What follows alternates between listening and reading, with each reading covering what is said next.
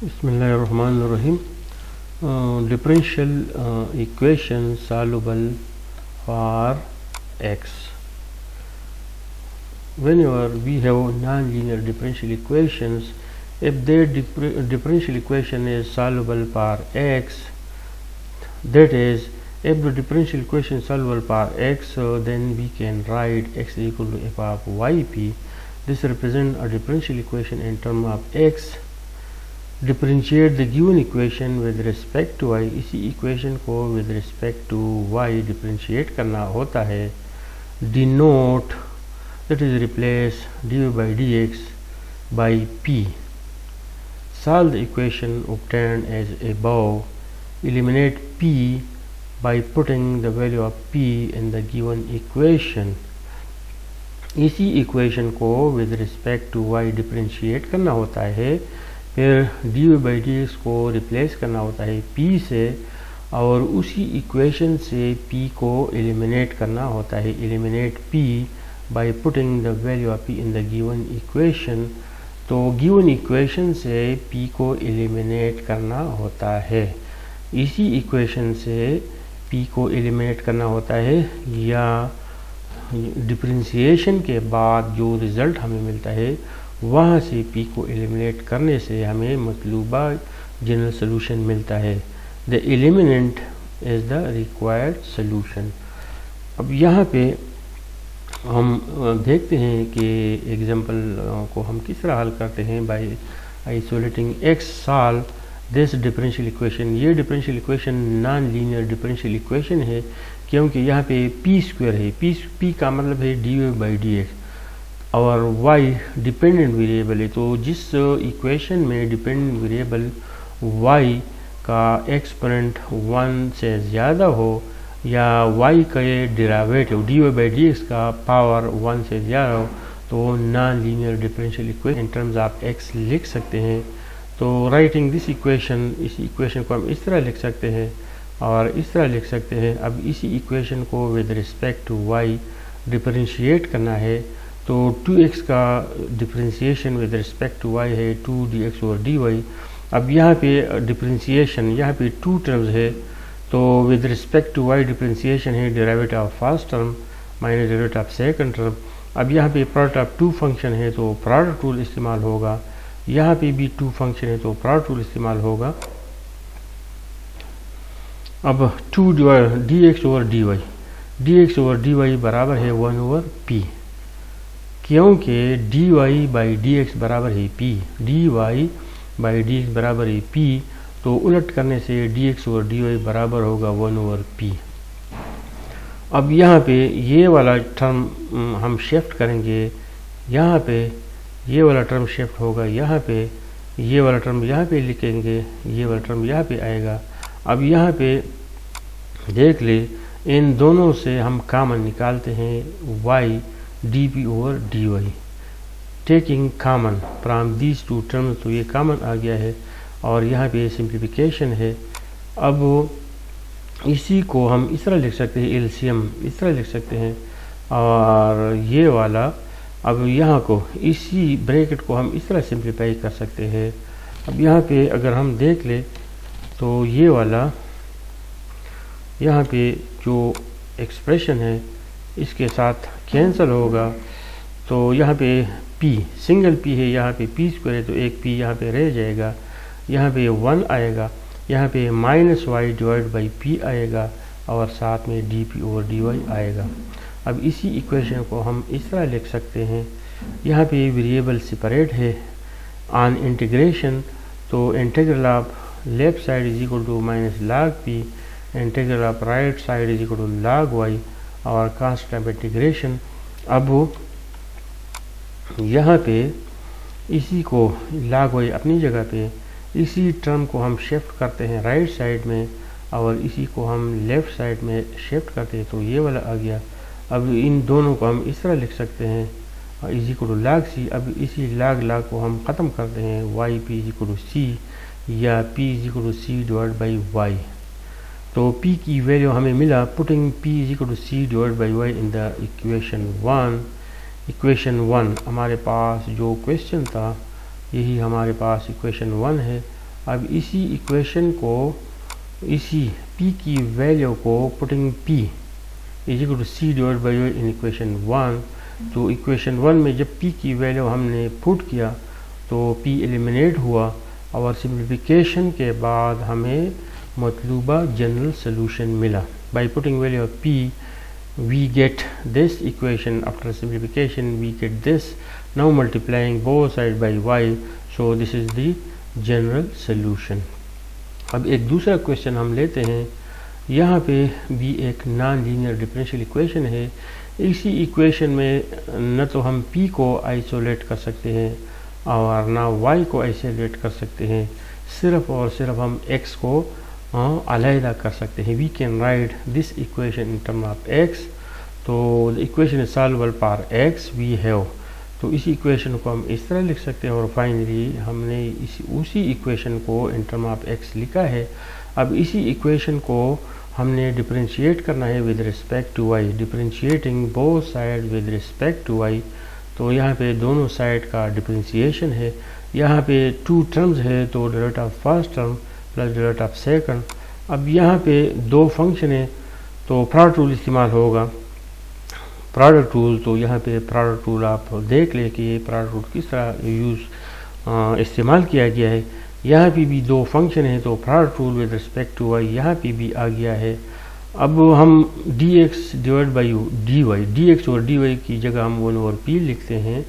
इसी टर्म को यहाँ पे लिखते हैं, इसी को यहाँ पे लिखते हैं, इसी तरह ये वाला ये है और इसी टर्म को इस तरह लिखते हैं।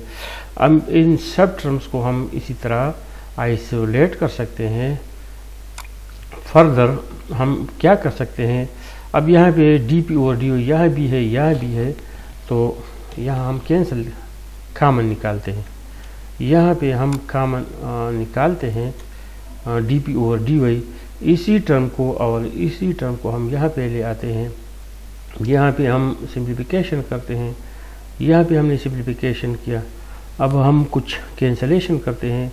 अगर हम देख ले तो ये ब्रैकेट ये न्यूमरेटर ये कैंसिल होगा, इसी तरह ये y यहाँ पे कैंसिल होगा, इस तरह ये 2 यहाँ पे 2 आएगा, यहाँ पे 2 आएगा, इस तरह एक p यहाँ से और एक यहाँ से कैंसिल होगा। तो ये कैंसलेशन के बाद हम लिख सकते हैं, यहाँ पे हमारे पास वैल्यू आएगी, this is the value, separating the value. तो ये हमारे पास रिजल्ट आ गया है। अब इसी को हम इस तरह लिख सकते हैं, इसी 2 को हमने यहाँ पे शिफ्ट किया, दोनों साइड को इंटीग्रेट करने से, दोनों साइड को इंटीग्रेट करना है। इंटीग्रल 1/p log p है, इंटीग्रल 1/y log y है और कांस्टेंट है।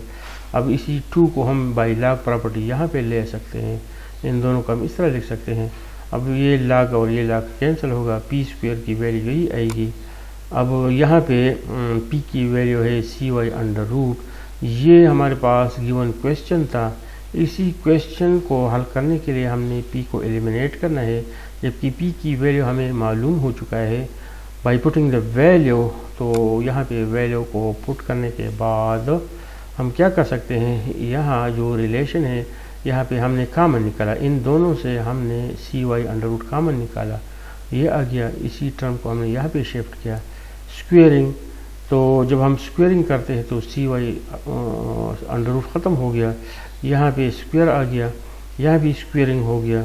अब यहाँ पे क्या है, इन दोनों से हमने y को कॉमन निकाला, तो y स्क्वेयर की वजह से, इसी 2 की वजह से y स्क्वेयर आ गया, y स्क्वेयर और y क्यूब आ गया। अब y क्यूब और y क्यूब यहाँ पे कैंसिल होगा। तो ये हमारे पास एक ऐसा रिलेशन है जहाँ पे p को हमने एलिमिनेट किया और ये हमारे पास रिक्वायर्ड जनरल सोल्यूशन है। अब एक दूसरा क्वेश्चन हम देखते हैं। Now here we have another question, p यहाँ पे एक क्वेश्चन है, तो इसी टेंजेंट को हम यहाँ पे ले आ सकते हैं, तो यहाँ पे आ गया। अब इसी x को अपनी जगह पे और इसी टर्म को हमने लेफ़्ट साइड में ले गया, तो इसी डिफरेंशियल इक्वेशन में हमने x को आइसोलेट किया now differentiating both side with respect to y, तो यहाँ पे डिफरेंशिएशन है, टू टर्म्स है, derivative of first plus derivative of second. Tangent inverse का डिफरेंशिएशन है 1 over 1 plus P square. By chain rule हम लिख सकते हैं D P over D Y. यहाँ पे कोशेंट रूल है, तो कोशेंट रूल को यहाँ पे यूज़ किया गया है। अब हम क्या करते हैं, इसी को हमने दोबारा D X over D Y, यहाँ पे वाई है, D X over D Y को 1 ओवर पी, और इसका वैल्यू यही है जिसको हमने दोबारा लिखा है। यहाँ पे कोशेंट रूल है, सिंप्लीफिकेशन है। अब इन दोनों से हमने common D P over D Y common निकाला, 1 ओवर पी अपनी जगह पे। अब इसी ब्रैकेट को हमने सिंप्लीफाई करना है, तो ब्रैकेट को सिंप्लीफाई करने के बाद हमारे पास ये रिजल्ट आ गया, ये 1 ओवर पी है। नाउ सेपरेटिंग द वेरिएबल, तो वेरिएबल को सेपरेट करने के बाद डी वाई मिलता है और ये मिलता है 1 प्लस पी स्क्वायर को हम ऊपर ले जाते हैं तो -2 आ गया 2p। यहाँ पे on integration, integral of D Y is equal to Y, और यहाँ पे इंटीग्रेशन, यहाँ ये f है और ये f डैश है। Integral of f power n f dash is equal to f power n plus 1 divide by n plus 1।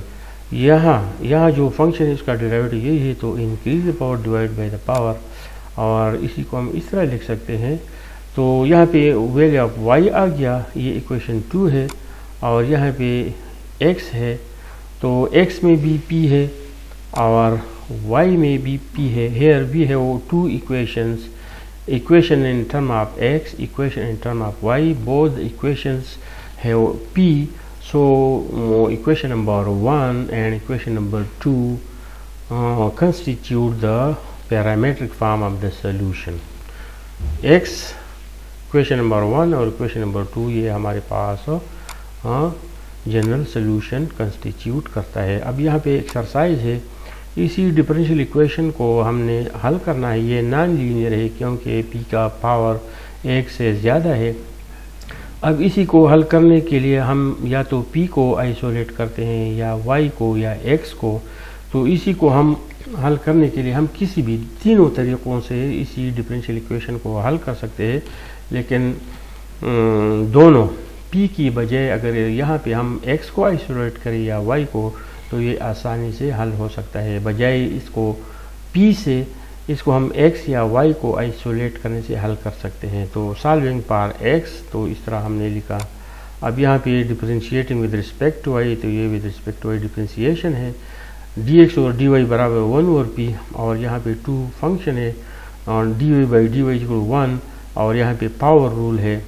अब यहाँ देखिए dy बाई dx p के बराबर है, तो अगर इन दोनों को हम उलट करें तो ये हमारे पास रिजल्ट है जो यहाँ पे यूज़ किया गया है।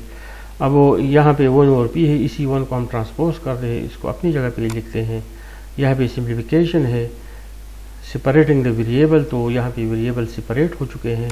अब यहाँ पे अगर हम देख ले तो वेरिएबल सेपरेट है, इसी p स्क्वायर के साथ हम -1 प्लस 1 लिख सकते हैं। p स्क्वायर -1 को हम लिख सकते हैं p plus 1 into p minus 1। इसी 2 टर्म को अगर हम p माइनस 1 से डिवाइड करें तो a square minus b square से यहाँ पे p प्लस 1 आएगा और 1 डिवाइड बाई p माइनस 1 आएगा।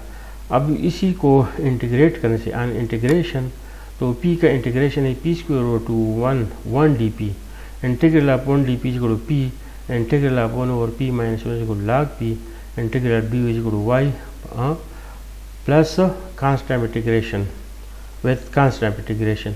तो इसी को हम इस तरह लिख सकते हैं। तो ये इक्वेशन नंबर 2 आ गया और यहाँ पे इक्वेशन नंबर 1 है।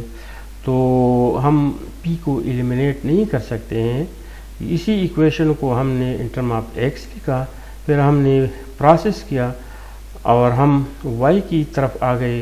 y in term of p है, तो हम p एलिमिनेट नहीं कर सकते हैं, लिहाजा इक्वेशन 1 ओवर 2 ये हमारे लिए मतलूबा जनरल सोल्यूशन का पैरामीट्रिक फॉर्म है। 1 and 2 constitute the parametric form of the general solution with p as a parameter। अब ये एक दूसरा क्वेश्चन है, इसको हम इस तरह लिख सकते हैं, ये इन टर्म ऑफ x है। अब दोनों साइड को हम with respect to y differentiate करते हैं। यहाँ पे 2 फंक्शन है तो प्रोडक्ट रूल है, यहाँ भी दो फंक्शन है तो प्रोडक्ट रूल है। अब 2 divide by P, 2 divide by P अपनी जगह पे 2 और इसकी जगह 1 ओवर पी है। अब ये वाला p पावर -1, ये 1 ओवर p है, यहाँ पे शिफ्ट हो गया है।